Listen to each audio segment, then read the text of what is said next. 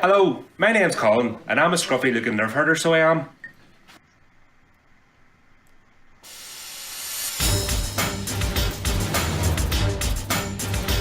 Oh, says Spit, is it already time for another episode of the Infernal Brotherhood of Scruffy Looking Nerf Herders?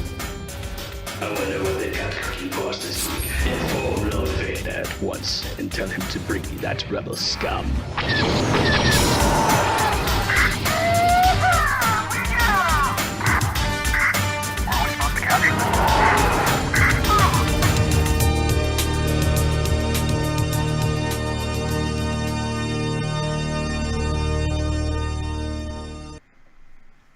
Hey, welcome back, everybody. Hi.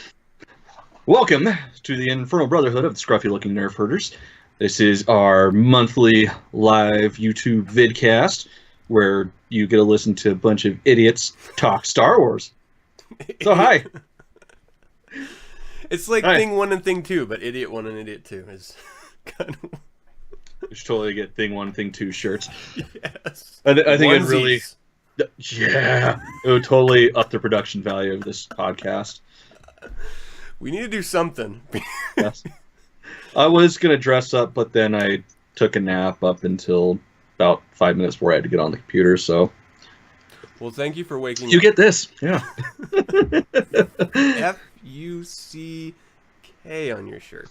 I think that's a bad word. Oh, yes. Josh, that, Monsieur Latta. Alright, so this is going to be an emotional roller coaster of a show. Fuck no, it's not. I'm excited for this. I'm gonna shit on all of your ideas, because I don't fucking care, because porgs. Okay. Well, we're going to be talking about Star Wars Episode 8, The Last Jedi. Which He finally woke up from his nap. What's that? He finally woke up from his nap. Yeah. Yeah. So The Last Jedi is really just... I don't know how to say this. So we're going to be talking spoilers immediately right off the bat. So if you haven't seen this... Hi, Lolly. If you haven't seen this show and you don't want to be spoiled, don't watch this broadcast because Turn we off are right now. spoiling. Of course, if you haven't heard, there's been such a massive, colossal clash between Star Wars fans warring against each other over this film and the Star Wars gurus that there's such a backlash that if you don't already have it spoiled, you've been under a rock or something. So there's some real things we're going to be talking about as far as plot points. We're going to be talking about character developments. We're going to go into what was great about the movie, what was terrible, in my opinion at least, about the movie. And then we're going to be talking about what we can expect from this point on in this movie franchise. And maybe even spitball a little bit about Rian Johnson's future in movie making. Hey, you know what? He did what he could do with what he had. I'll give him that. See, and I totally disagree because he had carte blanche to create a story. He was literally softballed this wonderful plot devices from J.J. Abrams, and he just smacked all of them down. And he was like, "Fuck you, J.J. Abrams! I'm doing what I want to do. I'm not making a Star Wars movie. I'm just making a sci-fi flick." That's true. This totally felt like a sci-fi flick and not a space opera. Like they're supposed. Well, no, they're supposed to. It's true. Yeah, they are supposed to be like drama space operas. Yeah. For real. Duh. I don't know. I kind of think of it in the same way that I think of how Lucas treated the prequel trilogy and everything pretty much. It's like, oh, this is cool, but nah, I'm gonna put my finger in it. Yeah. And that's just kind of how I see it playing out. I don't know. Maybe it was all Rian Johnson and whatever. He's got some fucking balls if that's the case, because that's pretty much just, oh, you guys like Star Wars, huh? Well, I'm gonna rip off beat for beat Empire Strikes Back, but guess what? I'm gonna pull a donkey out of my hat, and it's gonna be nothing like Empire. Hee-haw. Yeah. Dude. Yeah. I don't know. There were some real. We'll get into it in a second as we discuss this. Let's try to keep some cohesion during this discussion. Okay. So, do you want to run down the plot for everyone watching this? Go for it. I don't want to be able to keep a straight face. Okay. So the plot is This happens literally seconds after the last movie, The Force Awakens. So we open with the Empire. We can stop pretending that they're the First Order. The Empire is literally trying to destroy the Rebels. And they don't even pretend like they're not the Rebels anymore because they literally call themselves the Rebels. This is what drives me nuts about this because everyone's like, ooh, Rian Johnson took it in a bold new direction. What's fucking new? It's all the exact same. It's the Empire going against the Rebels, crushing them. They're a tiny little group of rebels, and they're all fighting for hope. It ends the exact same way as every other. How is this bold? Oh, anyway. Okay, so it opens with. How the fuck are they the only people left? Oh my when God. 5 planets blew up, for fuck's sake, how is that an alliance? Oh my gosh. I mean, let's just. Oh my gosh.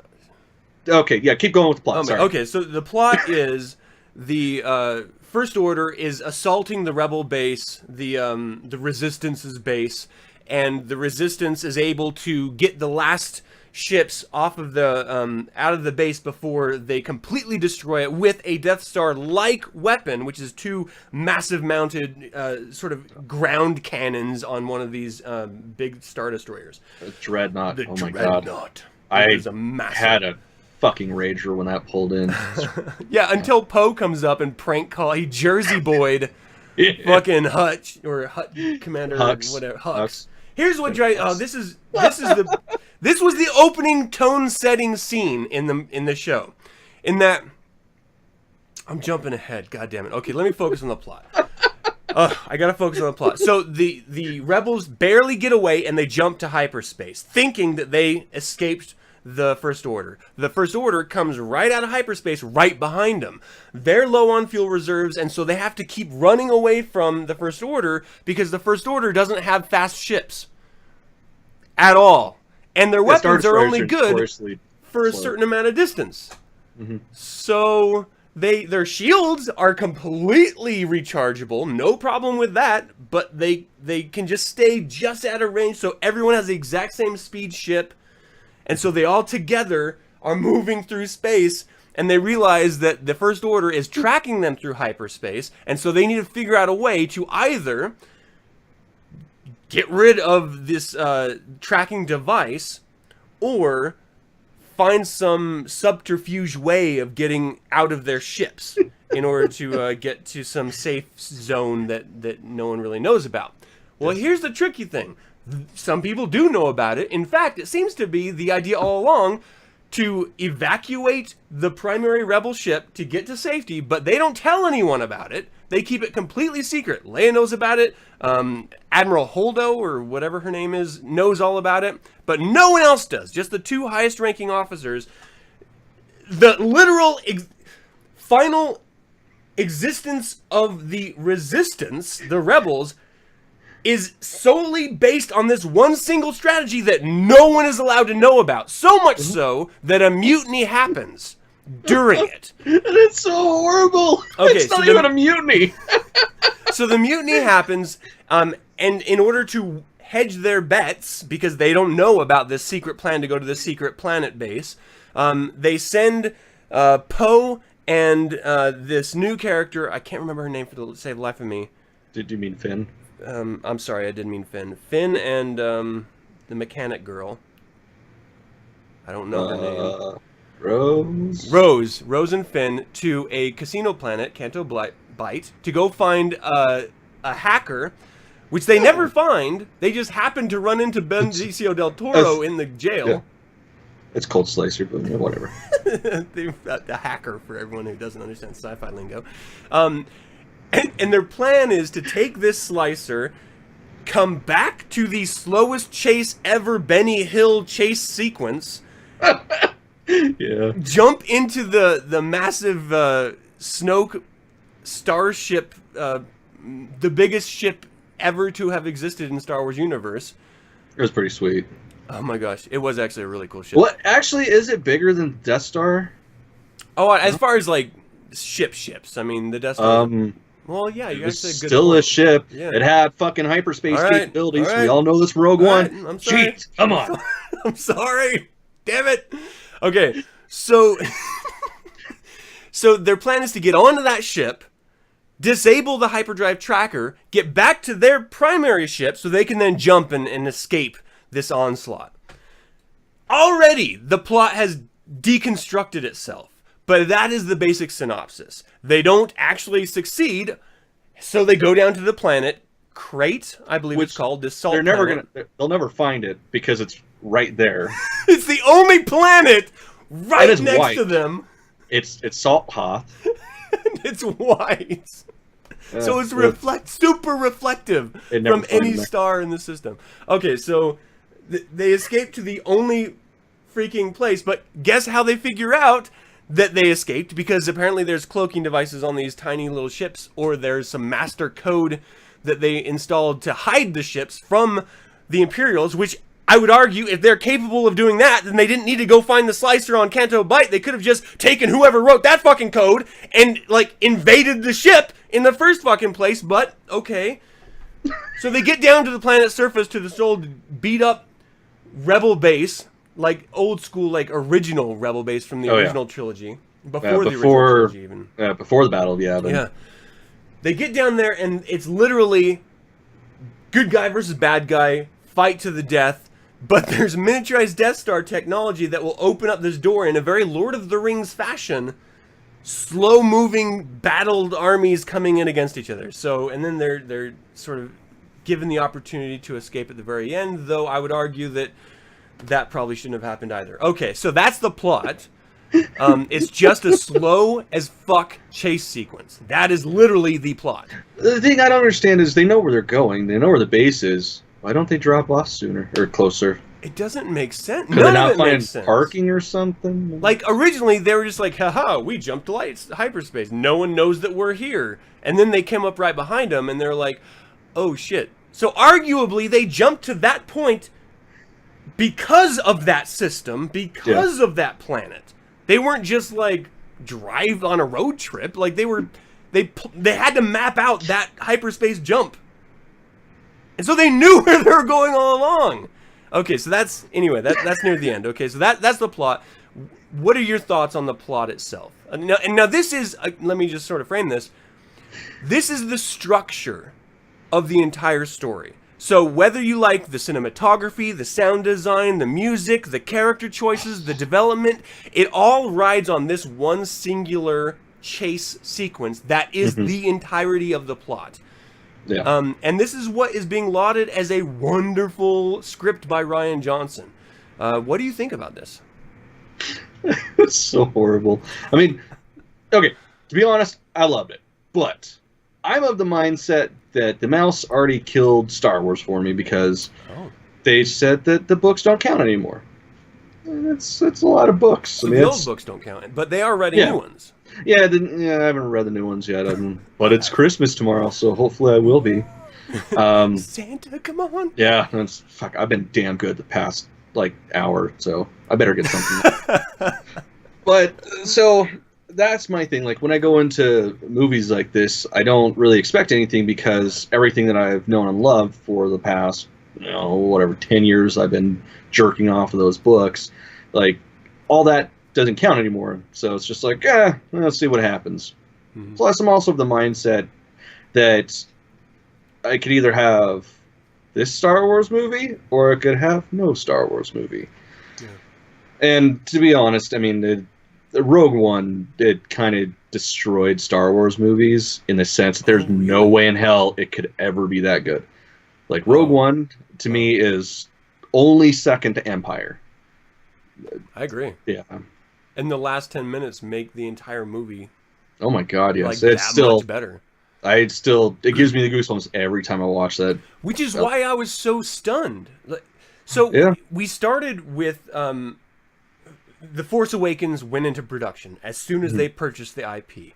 And so of course the mouse had to explain to the viewer base, we are respecting the existing heritage of Star Wars. We're not going to change it up. Here's a new adventure that is so steeped in tradition that you understand we care about this property. And so everyone was just like, this is amazing. We're so excited. We know they have the money to put out regular movies. We put our trust in you. We understand that you don't want to use the EU, the extended universe of books and comics and TV shows and everything that preceded it, because you want to set up something new and have us not know everything. But you're showing us that you genuinely care about the property and that you are going to take care of it. And we, hook, line, and sinker bought into it. And then Rogue One came out. And we had talked about this literally last year with in another podcast. And it was amazing. Like, it was wonderful. It was exactly what we wanted out of a war-torn version of a Star Wars movie. It didn't go too steep into lore. It didn't change. It didn't flip anything on its head. It stayed true to the original identity of the Wills storyline that Lucas originally set up, and it just expanded. It didn't even expand. It just Have you read those comics yet? Which ones? The Star Wars, the 6-part, the Star Wars. Fuck. Like the ongoing Marvel Star Wars comic? No. The Star Wars. Basically, it was the old DC one? No, it was never DC. Oh. It was originally Marvel, but the Star Wars is based off of the original script. Oh, so it's I'll have to let you borrow them. It's pretty dope. Anyway, sir, go back. We should do a show on that. We should. So we bought in and we trusted these people.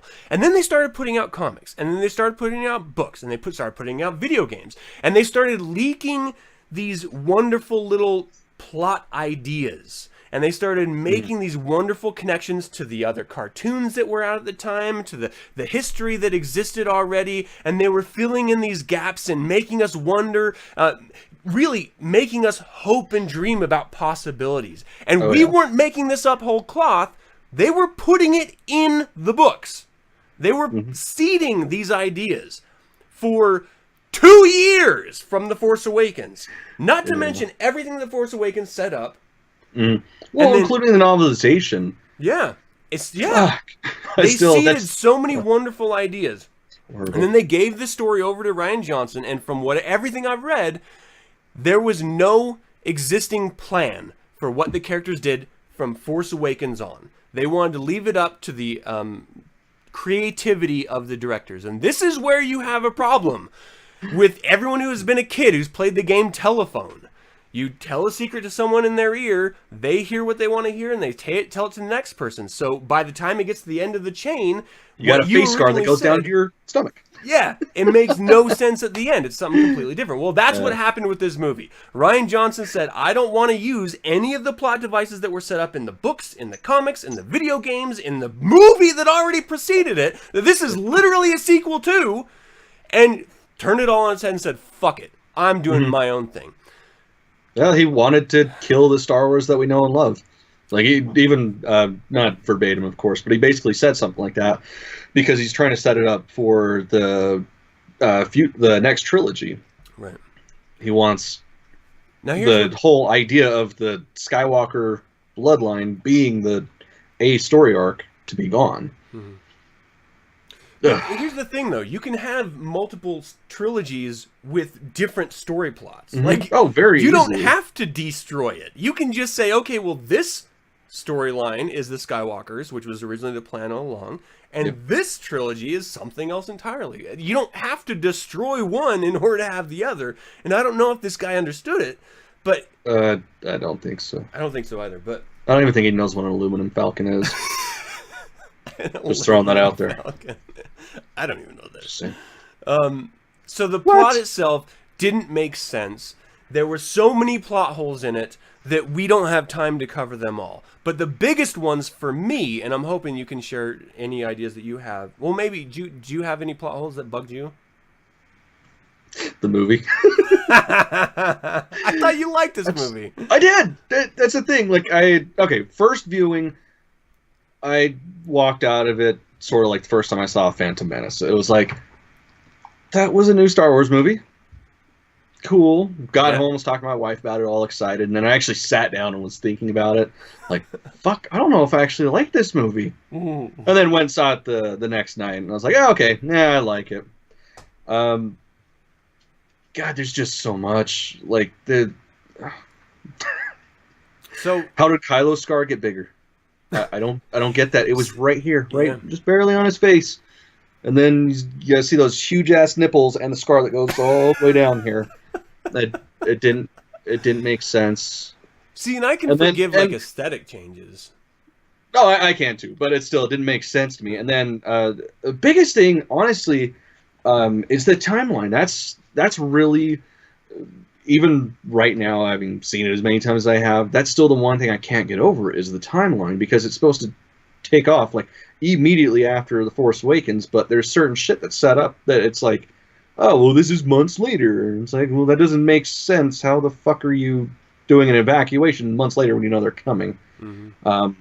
God, I should have wrote it down, but yeah, there was something I had noticed in the first viewing that made me think that. Yeah, I'm drawing a complete blank right now. But Well, what drove me crazy the most is that the Force Awakens literally ended with Snoke telling Hux, "You need to go get my apprentice, go get Kylo Ren, save you and him from this. He is going to finish his training." Those are like the final words for the bad guys. And then the next thing we get is no training sequence, nothing. It's literally him belittling this fucking kid. that's training, Is it? I guess. I was so stunned. And the reason why it bugged me so much is because after Rey willingly goes to that ship, he's like, "You have completed your training now." He had nothing to do with it! Yeah. You admitted that he was your pawn! Like, it doesn't make sense at all. So for people who are listening to this that maybe don't understand, Snoke admits in this tradition of bad guys revealing their master plans for the audience's sake. But we still don't know. What? We still don't know his master plan. Okay, so there's I don't want to okay, but this is still part of the plot. So I don't want to get into the character part of it yet because I have a lot to say about Snoke. But he implanted this connection between Kylo Ren and Rey in order to trick Rey to come to this big ship. Yeah. Which she did, and then he like just admits like, "Haha, you are a fool. And he's like Snidely Whiplash with his big mustache and the railroad tracks coming across, and he's like, "I'm gonna tie you against the railroad tracks." And yeah, it's just so fucking stupid. But this is a bold new direction for Star Wars. Fucking idiots. It is. He was wearing gold. That's true. He wasn't wearing slippers. black. He was wearing slippers. Hey, yeah, that's probably a little tip of the hat to Peter Cushing. 'Cause he fucking wore slippers. All right. He was Grandma Tarkin, for fuck's sake. He was badass. Tarkin was badass. I can't even talk right now. That's how badass he is. So plot holes for me was that, like, he was supposed to. This was supposed to be an immediate. We saw a little bit of Rey training. Where are the Knights of Ren? He's master of the Knights of Ren. You said it, Snoke. Where are the Knights of Ren? Well, I even said it in this movie too. Like, that's the biggest thing. It's like, if you want to get rid of that whole idea of the Knights of Ren to just be solely a Kylo Ren story arc, then don't fucking mention it. Yeah. Like, we still haven't seen anything. I mean, minus a little bitty Force vision that, yeah. In the Force Awakens that Rey had. Yeah. Yeah, Like, it was really well, let's see frustrating. them. So that was the first plot hole that I saw. I was like, well, they're not. They're acting like they're continuing the story, but they're not actually continuing the story. Mm-hmm. And then they try to have it both ways in every situation. So Snoke is all-powerful, that he can literally project himself into control rooms and using the Force, slam people on decks and spin them around and throw them and connect people across the galaxy. Connect their minds across the galaxy as if they were making a FaceTime call using an Apple device. He can do all this, but he couldn't see Kylo Ren betraying him, even though there's a rich tradition of apprentices betraying their masters. In fact, that's the point! Yeah, Of all apprentices in the Rule dark two. side is to destroy their master. But he couldn't see it. And then The Because he tricked him resistance- with his other hand. Yeah, Duh, he had a lightsaber in his other hand. That's true. He was only Like, doing... all he had to do was open his fucking eyes. If he would have been so cocky to keep his fucking eyes closed, he probably wouldn't have been halved. And he couldn't have heard, like, Or I guess the quartered, really. yeah, I know. lightsaber on the metal. Like, with how big that area is and how echoey it is, Oh my you're gonna God. fucking hear metal on metal. Yeah. So, okay, so another plot hole that really bugged me was the entire Crate Planet sequence. They sent people to Canto Bight for no reason. They could have saved 40 minutes of the movie by just saying, hey, we jumped to this point in space because there's an old rebel base that we're going to be hiding at. But now that the Empire found us, we're going to have to cloak our ships and get down to the surface, which they could have done if they didn't go to Canto Bight. So the entire Canto Bight sequence is to undermine the entirety of the secret plan that the rebels had the whole time, which was But the stupid. problem is, if they hadn't done the whole Canto Bight thing, they couldn't have made an Avengers movie with Benicio del Toro cameo. It's true. And they had to find a way to toss Maz Kanata in there. You know what? I thought that was pretty cool-ish. Who had the connection? Who had the connection with Maz Kanata? At what point did she give the secret code to fucking Poe? He was fucking dead. He didn't have the connection. She didn't even like him. Like, Han was the only one with the connection to Maz Kanata, and he's fucking dead. So, where did they get her cell phone number? So, I mean, probably in one of the suspension stalls. disbelief. I guess maybe, you know, when she slipped. She wrote it on the lightsaber. There That's it what is. it was. She slipped the lightsaber She wrote over her to number on the Finn. lightsaber. And the numbers on it. So that at least that we have an excuse. Okay, for. so there is a hole stitched up. Just so bad. The whole Well, it's fucking. cool seeing her as a Rocketeer. I was just waiting for her to put the helmet on. Yeah, and she was just flying around shooting this mining mutiny that was interesting enough to mention, but not to explain. Like, what? That's what she does. She's always like, I'll tell you another time. Yeah. Like, yeah. we still don't know how the fuck she got the lightsaber to begin with. So that was another, I mean, that was another huge setup, plot device that didn't make any sense to me. It took 45 minutes of the movie. They stole the Jurassic Park theme song, thanks to That was the entire fucking movie. I'm going to say this right now. My biggest issue with this fucking movie is John Williams going, I'm in a Jurassic Park mood. Like, oh, no, it's cool. We'll change up the final note of the measure, and nobody will notice. Yeah. It was totally Jurassic Park music. It took me out of the movie. Oh my god! Like that, the first time I heard it, I'm like, what the fuck? Yeah. So Finn and Rose go to Canto Bight to try to find this slicer. They park on the beach, and so they're arrested mid-mission and thrown in jail for illegal parking. So Yeah, they're makes in jail, and they just happen to find the slicer that can free himself, but for some reason, he's just sitting there waiting for no reason. He was just like- probably sleeping it off. Yeah. So He looked like he was pretty hungover. They wake him up, and we have Dax from the prequel trilogy. Tick, tick, tick, tick, tick. I can get you free. Tick, tick, tick, tick, tick. Like he had this speech impediment, this Tourette's for no reason. Yeah. It just color, I guess, and it was a shitty color, like a shit brown color. More can- like baby poo green. Yeah. Okay, so we're jumping around from plot here, but that entire sequence of them going to Canto Bight to find the slicer, to not find the slicer, to be thrown in jail, to discover the slicers in the same jail cell, to be rescued by said slicer after they rescued the animals that were being tortured. They had this whole animal cruelty racing circuit scene that made no sense. They rescued the animals. They left the children slaves. The child slaves. They abandoned. Okay, difference is children have opposable thumbs. They can open doors on their own. They can get away. Especially force using Fuck 'em. children. So You're skipping the plot. You're sorry. jumping ahead. to the very end. So they totally abandoned the children because that's not cruelty. Slave kids. They're kids. Who But fucking cares about kids? having animals race, that's too much. So I understand, for the sake of the movie, they needed an escape mechanism, and the animals were the escape mechanism. It wasn't so much they were freeing them as they were using the animals to get away. It would have been weird writing the children out. It is true. Could you imagine? It's so funny. Run faster, child! The starships are catching up. Oh man. God, those security guard suits. Jesus. That was lazy. Yeah. That was lazy. I mean, we haven't even talked about the plot points with Luke yet, so I think maybe this is the time. Okay, all right. And this bleeds into character development. So do you want to talk about Luke for a minute? Oh my God. What? Why even talk about him? It's so horrible. Like, so opening sequence with seeing him. It's the very end of Force Awakens when Rey's holding out the lightsaber and he's all stoic and stuff.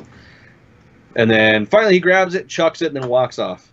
And it's like, oh, yuck, yuck, yuck, yuck, yuck. Literally over there, he's like, fuck this.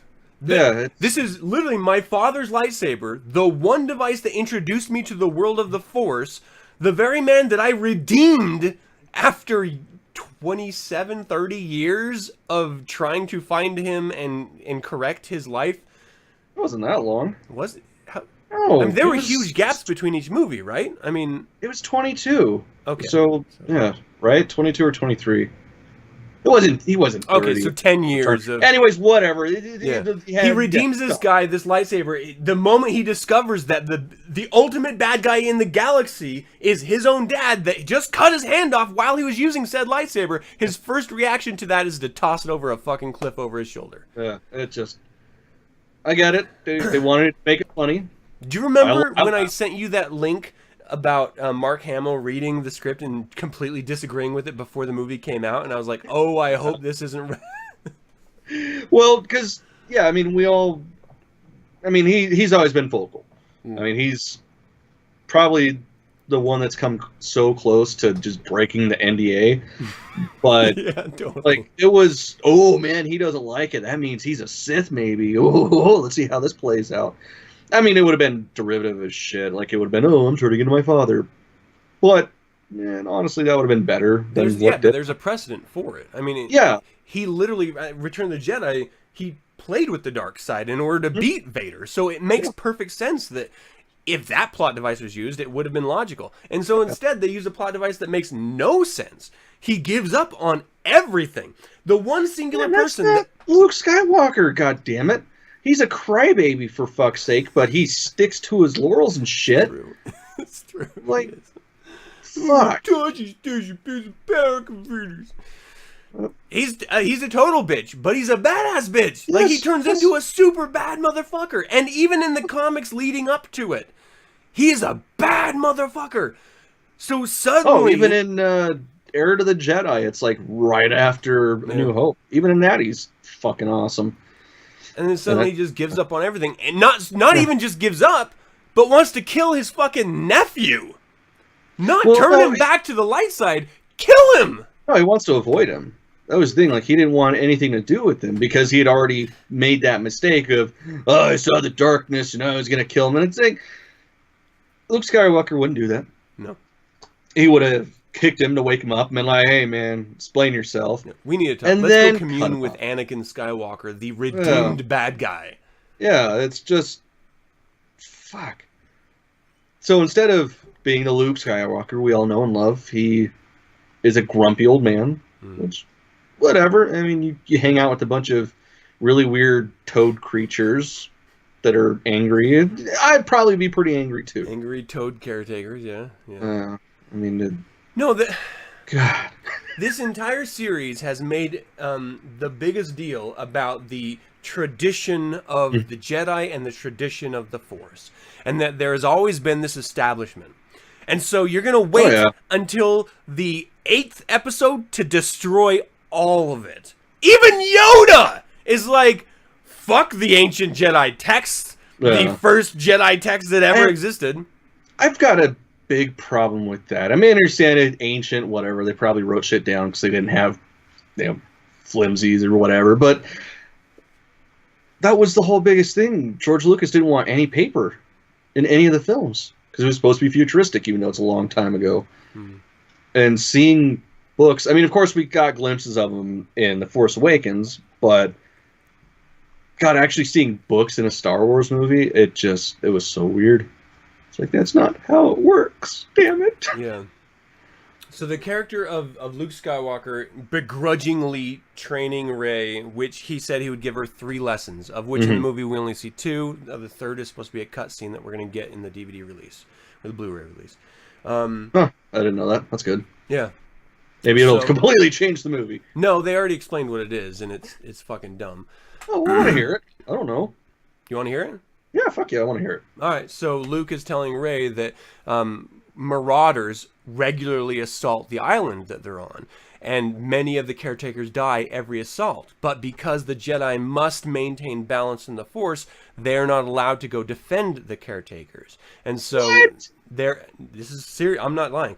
And so he's telling Rey, and Rey's like, no, let's just go stop the marauders. That doesn't make any sense at all. We can just stop it, and then they don't die, and then everything is back to normal. That's the whole point of a fucking Jedi. Right? It has nothing to do with balance. Right? Not a goddamn thing. The only thing that involves balance is the Jedi prophecy of the Chosen One, who brought fucking balance to the Force, because there were no Siths, no Jedis. It was fulfilled. And so Rey, in this cut outtake, she goes down to stop the marauders and realizes that there was none at all. That story itself was a test that she just failed, and like the Wookiee Chewbacca, which appears like twice in this movie, he as just an Uber driver, is partying with the caretakers. Like that's the cutscene. Okay, I would have liked to have seen that. I would have liked to see it just be angry. Just to fuel my rage about this movie a little bit more. It's just it was a children's movie. That's what they were really aiming for. Yeah, if you go back and watch like the original trilogy, there's nothing children about it. No, like, they have like Han is a fucking he brings out some humor, yeah, but it's not a kids fucking movie. It's dark. People are fucking dying, and this was just so cheeky the whole goddamn time. I mean, they opened with that Jerky Boys prank call. So character development for Luke didn't make sense. His training of Rey was... Well, that doesn't make sense either, because if the third one was basically like a test, so was the second one. It was the exact same fucking test. It was the whole Darkside cave on Dagobah. That's 2. That makes no sense. Yeah. Whatever. Yeah, well, here's what really bugged me about the slapstick nature of this.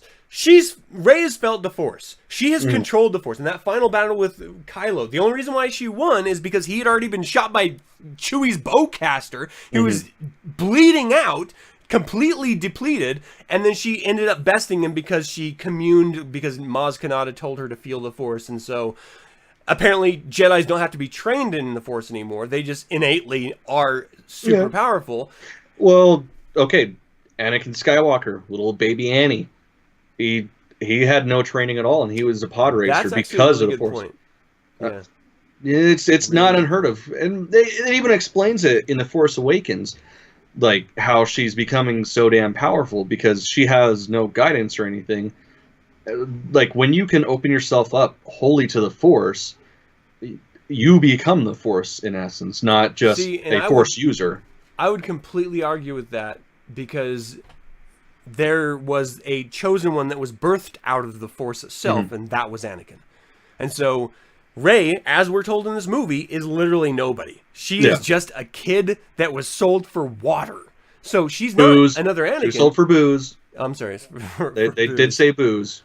I mean, she was just an orphan. She wasn't special. She's not special. They went out explicitly saying that she is not special. So someone who is birthed from the very Force, I could see him being in tune and being able to use it innately. But someone who has nothing to do with anything, I completely disagree. I think it's Disney's way of empowering women, which they already had with Carrie Fisher. So I don't know why they had to do that. No, because that was sexist because of Slave Leia bikini and shit.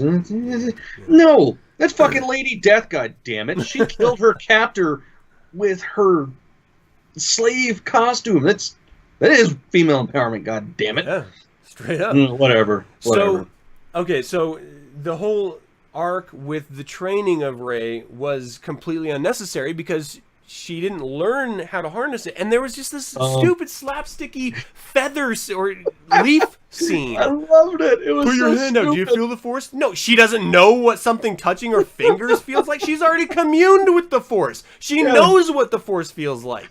I So know it's that- just totally stupid to me. Yeah, it made no sense, but it was. I fucking laughed. That was I good. did too. I did too. But it was a mad laughter. Like, I was like, that's funny. Why the fuck is this in a Star Wars movie? Damn it. So Rey's character itself, I don't think it had any plot holes. They just continued this idea of the character. They built up the idea of this dark force space on the planet, on the island, which was a huge letdown to me, but it's not the big deal. I mean, it was just weird. It was pretty uneventful. Yeah. Because, I mean, it was a straight-up dark side cave on Dagobah moment. Except that there's no darkness to it. Like, at no point was there any scary anything, you know? And that's the thing. It was supposed to be, but yeah, that was the boring thing. Like, oh, you're going to do this a lot. And then you might see your parents. Nope, you see yourself. So, but here's the idea. Yeah. The premise behind that is that when Luke entered the cave, he brought with him what he would experience. So he brought violence with him in the form of his lightsaber, and he experienced Darth Vader. But the dark side of the Force was explaining to him that not only is he capable of being the very evil that he's trying to destroy or defeat, but that there's some other connection to that darkness that he has yet to understand that's within himself. So he sees his own visage. But the darkness is there to corrupt you. In this new one, there was nothing like that. This should be like what everyone goes to, is very never-ending story-like mirror in this wilderness that they go venture out to find the truth about who they are.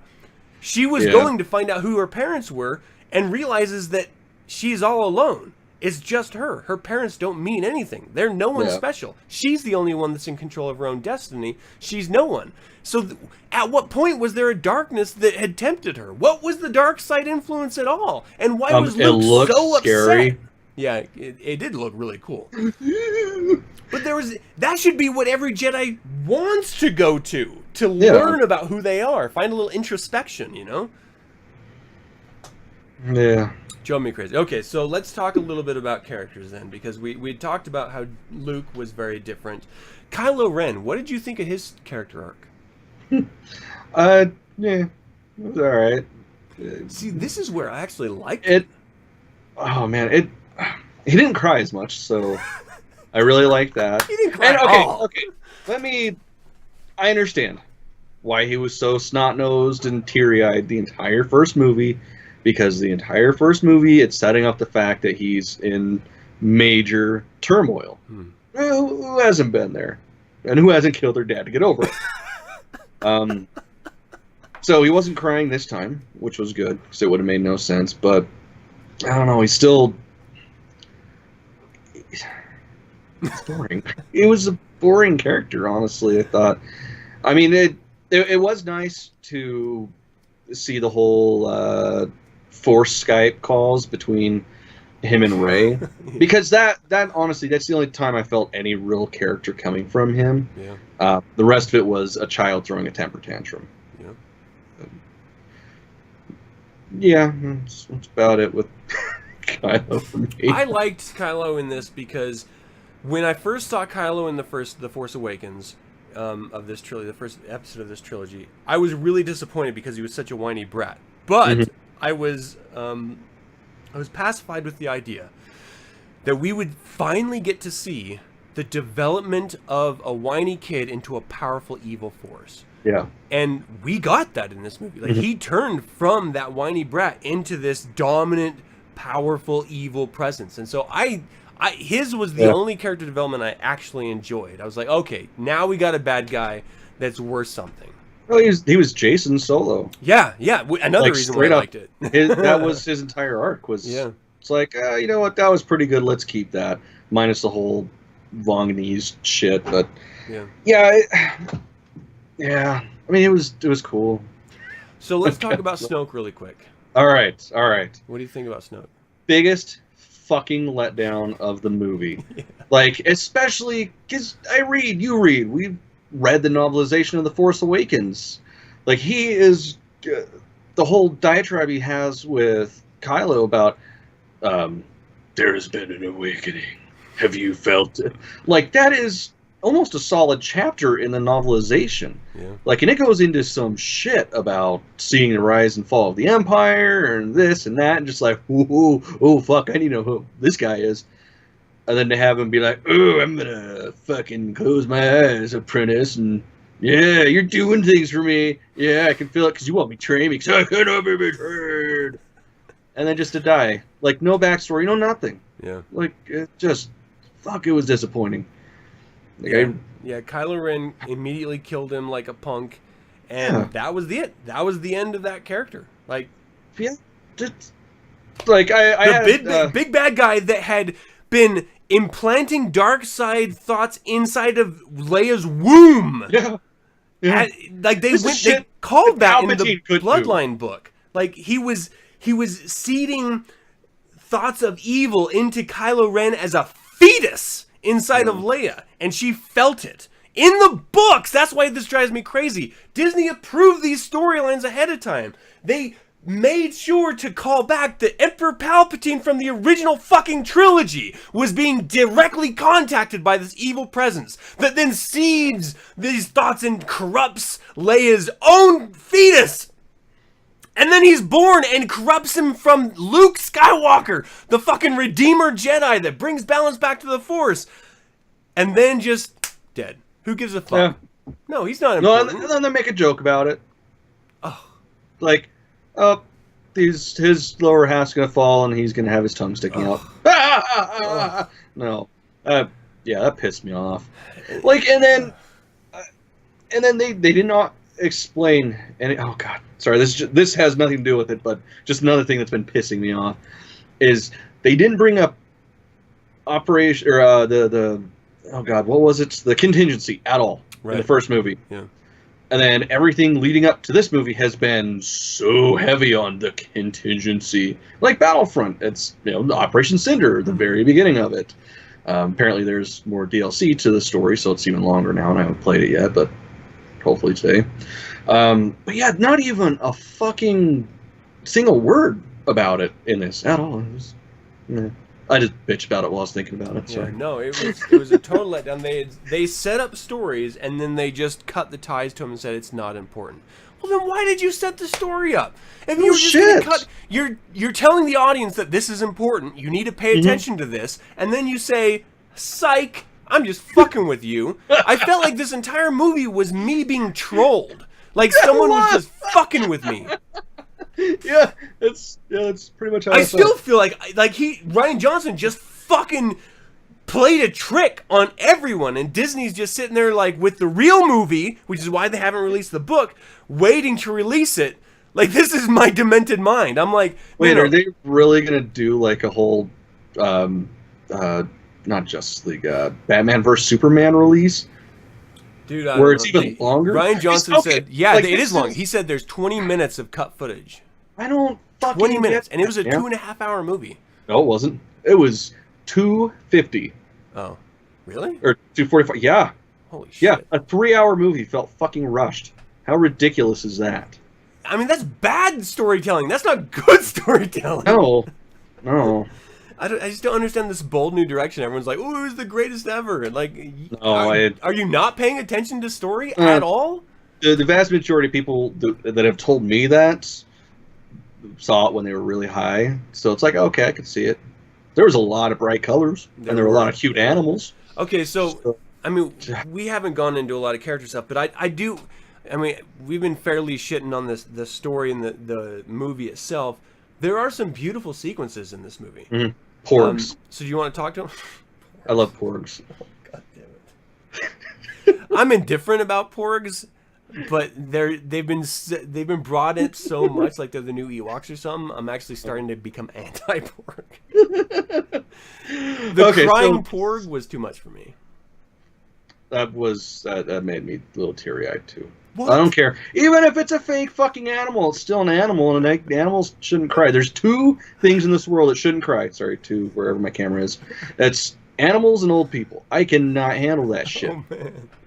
Oh, dude, like fucking Planet of the Apes shit, like the remake. Oh god, when John Lithgow cried and then the monkey cried, I lost my shit. But sorry, I digress. Newest one? Yes. I haven't seen that one yet. No, not the newest one. I only saw the first one. Oh, okay. The others, yeah. I don't like seeing animals die, but Yeah. whatever.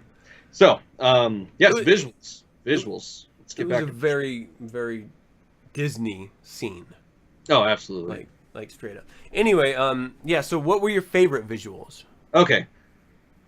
As stupid as the opening is, like, let's be honest. I mean, that's especially for somebody that's got 8 million fucking X-wing books over there.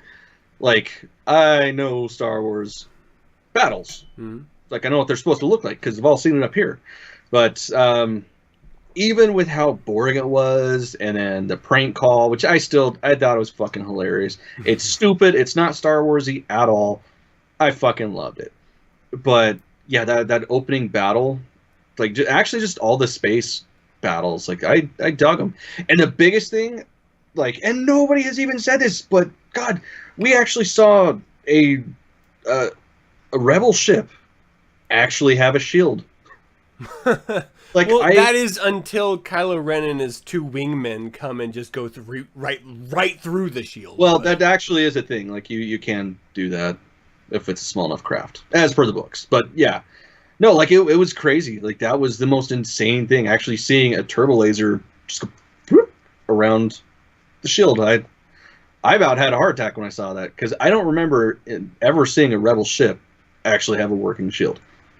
So I mean, it's just minute shit that was cool. Yeah, I love that the opening sequence fight. Reflecting on it, I really don't like the comedy slapsticky Jersey boy phone call. That bugged me because it undercut Hux as a character, which was just built up in the Phasma book, which he became like watching The Force Awakens. I didn't like General Hux. Watching or reading Because he's a ginger. No. You No, hate because gingers. he was a whiny little rival to Kylo. Yeah, no, He yeah, wasn't this ultimate presence. In the Phasma book, he's a goddamn presence. And then they just retinaed the entire thing, rolled it right back into this whiny little bitch on screen who is thrown around like a fucking rag doll by every single goddamn person. I really thought he would have been more of a badass this time around, too. Me too. So that, I that haven't upset read me, past but it yet, so. I mean, I loved the callbacks to the World War II bombers. I don't care about the physics of it. This is Star Wars. It's not reality. So Okay. I've heard people bitch about that too.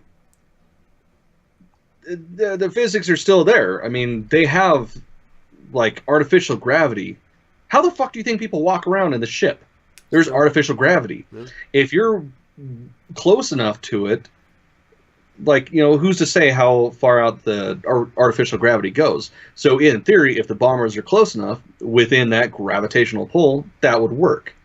Now, of course, then you got the whole, so they just opened a hole to space that shit drops out easily and, you know, they're not dying of rapid decompression. But whatever. Logic, who needs it? it was entertaining to me. So I forgave the reality. And you can, you know, make excuses like they weren't dropped, they were pushed on their own little track. And once you push something in space, it will continually be pushed until it reaches something else because there's zero friction. So I can understand that. We already have field forces that prevent hangar bays from being sucked out into open space, so why don't they just have that underneath it? So that explains that to me. I didn't care. Yeah, true. It was entertaining. It kept you on your seat, even though the absurdity of Poe taking on the Dreadnought entirety was really fucking stupid. It was still fun as far as the space battle goes. So I was okay with that.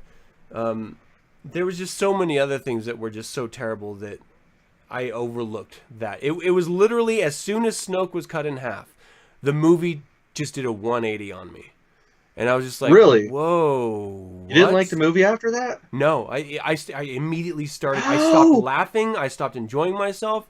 I was just like, right. This is different. Right after that was the fucking battle with the guards. Okay. That was amazing. That was okay. That was my number 2 favorite part of the movie, like visually. At what point did she become a badass? She was never trained in lightsabers battle. Ever. Yeah, but she used to fight with Darth Maul stick. But she was terrible at it. Like, She barely defended herself from 2 guys, but now she's badass enough to even outfight Kylo Ren against the 10 Praetorian guards. I will throw this out there. She is now officially open up to the Force. So, yes, in theory... dude, I'm just trying to make excuses. Right. I got you. I want this movie. I want to enjoy this movie. So I make up shit. You know, it's like being in an abusive relationship. Oh, they beat me, but they love me. Yeah, she punched me in the face, but I got a cookie afterwards. She didn't want to do it. Yeah, she didn't want. I made her do it. I did. I made her do it. That's kind of this movie. There we go. We don't even have to go on with the podcast anymore. The Last Jedi, abusive spouse. It's true. Yeah. Disney. But yeah, that fight, holy shit, it was so beautiful. It was a good fight. Good choreography, good everything. It didn't make sense as far as where her character was versus. I could see Kylo Ren doing that, but yeah, no, well, yeah, it was like roles were reversed. Like Kylo, for all the flaws in his character, he is a Billy badass with a lightsaber because he draws from the dark side, and it's just rage, it's just speed. Like, if him and Luke actually would have had a real lightsaber fight, I could have seen him beating Luke. Really? I'm throwing that out there right now. I could see him beating Luke. Like, really, there's only, like, maybe 2 or 3 people he wouldn't be able to beat a lightsaber battle, but that's a whole other thing right there. We'll go on record saying I disagree, but... Okay, fine. That's all right. You can be wrong. Make a note, people. Mark it 10! But yeah, like, and one of the biggest hard-ons I got from that was from the light whip. Like, they straight up turned their little staff into a light whip, which is something from the original books that I was just like, oh my god, it's real, they did it, yay! Now, I'm sure it's not actual Beskar holding it together and leather and all that stuff, and obviously it's not an actual energy blade, but that, just seeing it in action, it was like, oh, thank god. I mean, it'd be cooler if it was a cyborg chick, but whatever. I'll take a giant red phallic cheese grater. And I don't care. I mean, it was a good sequence. Another scene that I thought was amazing. I didn't agree with the cause or the setup, but when Holdo decided to sacrifice herself and go to light speed through, what? It didn't make sense. No, but the scene itself I thought was beautiful. The second time I loved it. I didn't the first time. It just was like, if that can happen, why don't they always do that? Sacrifice one ship, and then they can always get away. Well, pretty much, especially... Well, actually, I guess I don't know anything about the new canon, so I can't really say, but in the books, there's like a plethora of Mon Cal ships, and that's what she flew into them, was a Mon Cal ship. Like, those motherfuckers pumped them out like it was nothing. Like, why wouldn't they just do that all the time? Well, and why wouldn't you use this as an opportunity to give a great send-off to Admiral Akbar instead of the random sucked into space? Oh my god. Oh my god, yeah, that was so infuriating. Like, Admiral Akbar is a badass. Just plain simple. I mean, really. I mean, he's a character that's been around since the beginning, and just tossed aside. That was the biggest complaint, is that they treated everything that was a heritage to Star Wars as if it was just like flippant. They were just like, oh, who cares? We're moving past this. And they hit you over the head the whole movie. This is new. This is not what you expect. We are changing the script. We are doing this differently. Well, then why are you not doing that in the new trilogy? Why don't you just save this for what us Star Wars fans love and let us have this? Yeah. It drove me crazy. So, Leia, let's talk about Superman. That entire scene of her going into space was simply because Kathleen Kennedy said, Leia's never exhibited force powers. Why don't we let her have a chance? But this is the excuse that I heard, is that she said that she wanted to see Leia show use of the force, and so that's why they wrote that scene where Leia gets sucked out into space, is killed, and then brought back to life by the force, and then Superman's it over to the ship in order to save herself. Like, this, I was so angry because she's fucking dead. Like, this wonderful goddamn actress that I absolutely adore as a human being, as a writer, as a producer, as an actress. She's fucking passed. Give me some goddamn respect for the character that defined the actress. Like, fuck! And they treated her like a goddamn shitty Superman movie. Well, I was hoping that was it. Like, first time I watched it, that shit happens. I'm in tears. I am fucking losing my shit because I already knew that I was gonna cry because my princess is dead. Yeah. So I'm sitting there, I've got popcorn falling out of my mouth. Tear-soaked popcorn. It's so beautiful that they're sending her off this way. What is she doing? Oh, okay, cool, she's not dead. What? But she's dead. What are they gonna do now? Oh man. I hate but it okay, so much. and I will argue the other side. I actually got in this argument yesterday or Friday, whatever. I don't fucking know what day it is anymore. That a buddy of mine was bitching like, "Oh, it's stupid. None of it makes sense. It's not even possible." It's like, for one, Force, yes, in theory, she could attach to something and draw herself in. Whatever, it's the Force. And he's like, well, yeah, but she was in space. She would have died. And it's like, yeah, but that was all in sequence. Like, it would take about a minute and a half to 2 minutes for decompression to finally actually kill her off.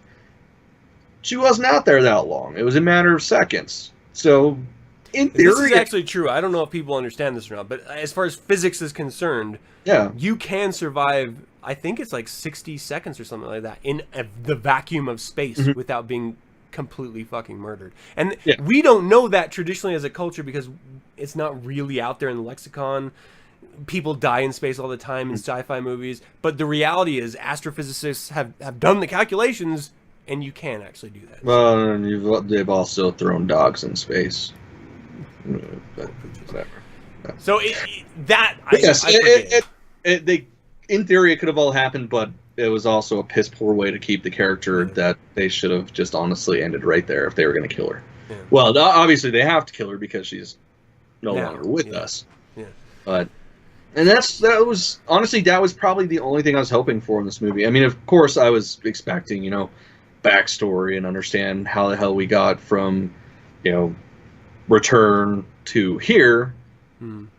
Knew none of that was going to happen, to be honest. I knew they weren't going to explain anything because it just seemed like they wouldn't. But it's like they could have at least just done that, like ended her at the end of the movie because she died in post. Like it wouldn't have been that hard to be like, oh, here's some extra footage, and oh, that's her ship. Yep. And oh, there she's gone. Bye, Leia. So I'm really hoping they don't bring her back as CG in the next movie to kill her. I don't think they will, but I think they'll just leave her out and she'll be like a referenced character rather than an on-screen character. Okay, so I mean, we're talking about the legacy of characters. We had already mentioned that Chewbacca was not in this fucking movie at all. He had like 2.5 scenes, I think, literally. Like he busted down a door, he busted a porg away, and he tried to eat a porg, and that was it. Yeah. Like, and it wasn't even like a realistic porg. It was like a Mickey Mouse, Donald Duck, a bird gets roasted looking bird. Like it had like the fleshless bones sticking out of the bottom of the porg's feet. It was just so goddamn cartoony. It's like, you can do better than this. Like, well, fuck. It doesn't make sense either because Wookiees are... Oh shit. Are you there? You just eat the fucking porg. It's right there. Oh. Okay, I'm here now, I guess. I didn't realize it's off. Yeah, anyways, it was stupid. He shouldn't have cooked it. Wookiees don't cook. It was just weird. They just eat. Yeah, he's a fucking wild animal. I mean, goddamn. Faces. So, I mean, we're at our limit of time here. Let's talk about the ending. Can we talk about the ending? Fuck. Okay, so the Resistance is held up in this very Hoth-like defense on Crate against the New Order. They are beaten back into the hangar. The Lord of the Rings sequence of the battering ram breaking apart the door. I don't even want to get into Finn and Rose's bullshit fucking story. Yeah, that was to latch onto Wonder Woman's idea of hope.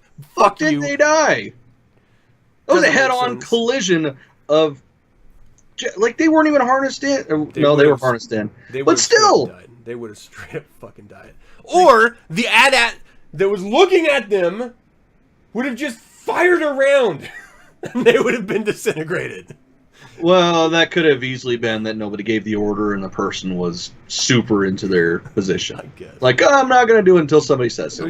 But he had to literally drag her all the way back to the base. So there was all that time. Yeah, it's easily like 3-5 kilometer drag. So whatever. they send out Leia's own personal signal to every Resistance galaxy-wide, and no one comes to rescue them. Mm. And then out of nowhere, a younger version of Luke comes walking in, has this really wonderful, tender moment that I wanted from the fucking beginning with him and Leia, which was wonderful.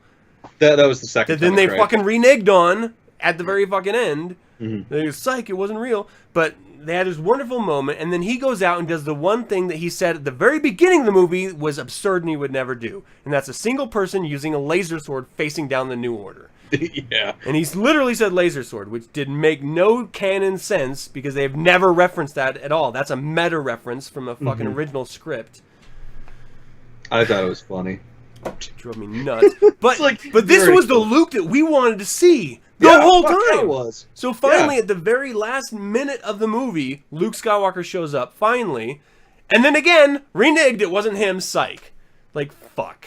Well, it's still technically him. It's his essence. But that's why I don't think he would have been defeated by Kylo Ren ever. Because he had moves. Even as a Force Ghost, he had moves. But, like, that little, like, weird twist. Like, he did a weird Matrix move, which pissed me off. But after that, he did, like, this cool twist backup thing that was reminiscent from the prequel trilogy of Yoda in their fighting stuff. That was the Luke I wanted to see. Not to mention the fact that the idea of Luke being able to put up a force shield to protect himself from the onset barrage of laser fire from all these other ATSTs and like the new versions of them. I don't know what they're called. But AT-ATs. There's bigger AT-AT. Not ATSTs. Yeah, I'm sorry, AT-AT. There's massive, I don't remember what they're called. Yeah, but they're beautiful. This barrage of fire. I would have loved for him to just have like showing that force, like he's like concentrating, and then the fire stops, and then he just sort of shakes it off and comes out and does the little like "you got nothing on me, kid." Yeah, that would have been so fucking money, and that would have been a great way to send him out. Yeah, in theory, you should have been able to. I mean, fuck, if Kylo can do it, he should be able to do it tenfold at least. Absolutely, he's a goddamn master. So, the way they treated the Force, you no longer have to be trained to be super in tune with the Force. You don't have to be a chosen one. You could just be a random souled orphan and have all the Force ability of literally the trained Jedi, dark Jedi master of Kylo Ren and Luke Skywalker and be as bad as them. Yeah, and she bested him. She bested Luke fucking Skywalker. Well, I think he kind of let her. I mean, in that scene, I think he let her. He was just like, I don't want anything to do with this. Why are you doing this? Fucking leave me alone. I'm a grumpy old man. And I'm not even upset about the grumpy old Luke Skywalker part. I'm upset with makes the sense idea for the of it. The reason of it drove me crazy. He wouldn't have killed his own fucking nephew. Give me a break. That's not the character. No, exactly. His dad tried to kill him and his friends and everything. And the galaxy at large. Yeah. And he still tried to... Well, he didn't try. He saved his father. Yeah. And when they told him about Han Solo... They cut scene to another scene. Like, I want to see Luke Skywalker's reaction. That was his best fucking friend. Yeah. God, just bad decisions throughout the whole movie. And now you have the Lucas story group led by Pablo Hidalgo, this pudgy fuckface, who has supposedly been referenced for, like, what should happen in a Star Wars movie. He's now trolling the Star Wars audience that is upset about this movie, trying to correct all the bullshit excuses for Rian Johnson's poor script writing. And I see nothing but Star Wars team defending this travesty of a movie that they have to know is bad. There's no possible way that half of the audience can look at it and say this is a shitty fucking movie and them not understand why. Yeah. It just makes no sense to me. So I was really upset. I have grown to be more upset. I watched the movie a second time because not just you, but everyone was like, it gets better. And I felt I felt like, okay, this is a different direction. I came more into accept that Disney is not following the tradition of Star Wars. I'm not okay with it, but I've accepted it. I can't control it, so I have nothing but to do but accept it. Yeah. But I'm not happy, and I'm not looking forward to the new movie, like, at all. Like, the characters I love are gone. The reason why I wanted to watch these movies is those characters, Luke Skywalker, exclusively. Yeah, pretty And much. he became, one with the Force in this movie, and I'm sure he'll come back as a Force ghost because they changed that whole dynamic now. That's the thing I don't understand. It's like, he wasn't dying. How the fuck did he go corporeal? Like, that's not how it works. To quote Han Solo, that's not how it fucking works. It's a Like, totally it's new just, world. It They just changed everything. So yeah. I mean, I can understand Yoda having powers. I can see it. I don't think it should be that way because he's fucking dead. But he's Yoda. Like, if anybody could have, still be able to use Force powers, beyond the grave, it would be him. But it was pretty weird to see just snap. Yeah, God of Thunder. It's like, why? It didn't make sense. I mean, I absolutely loved that he was a puppet. Yeah, like, it was weird to see him blink. I didn't still don't like that. It's just like seeing Ewoks blink. Yeah. You don't do that. But I loved it, and it was Frank Oz. Well, it drove me crazy that it was the crazy Yoda. It wasn't the Jedi Master training Luke Skywalker Yoda. It was the crazy Yoda that Yoda was using as a personality to test Luke Skywalker at the very beginning. Yeah. Which, that wasn't Yoda. He was fucking with Luke to see, fucking with his expectations of what a Jedi Master should be and testing him. He was playing with him. Like, see, it would have made sense, though, in the context of how he was when he first met Luke, like the whole... Yeah, but that was it. If they didn't kill off Luke Skywalker. Like, it totally would have made sense. That would have been like, a boot in the ass, like, hey, go teach some Jedi to kick that Sith's ass. Yeah. That would have made sense, but then he died. So, it struck me as odd. With The Force Awakens and with Rogue One, the novels were released with the movies. With this, the novel's not out until March. Yeah, I don't get that. And is that digital too? Yeah, the audiobook. See, that doesn't make sense because, like, with The Force Awakens, the novelization, like the actual physical copy, it wasn't out until, I think, like January or February. No. I was driving to San Diego the day that the movie was released, that Friday. And I was listening to the Force Awakens audiobook. That's what I'm saying. Like, the digital versions came out. Yeah. Like, those were out day of, or even before. But the novelization wasn't for like a month or two afterwards. But still, March, that seems pretty fucking excessive. It's really far. You know what? I bet I know what it is. I bet it's nobody knew what the fuck was happening with this movie. They had to wait for it to come out to be like, oh, shit. I honestly think they're going to go in and add some more backstory. They're going to explain some more about Snoke. They're going to try to flesh out. I think they're going to listen to the audience reaction, and that's why they didn't release it, because they knew it was a bold direction that they were taking. Good or bad, it was completely deviating. They knew that. They've admitted to it. And so they wanted to get a feel for what the audience was going to say and then write it to then compensate. There's really no other reason I can think of. Yeah, I really hope it's a classic Star Wars author too that's doing the novelization. Oh, I hope. So I think that could fix it, like, Troy Denning or Karen Travis. Like, I fucking love her work, but it would be nice. And my last bit of hope is that book is better than the film, and if it is, then I'm going to be looking forward to Episode 9. But if it doesn't fill in those plot holes, if it doesn't explain away the bullshit character development decisions, I don't know. I'm not going to be an opening day Star Wars guy. I'll wait. Oh, fuck days. that. Fuck that. Yeah, you will. No, it could be. The reason why I want to see Luke, I want to see these new movies is because of Luke, and now he's gone. Yeah. So fuck. Why even?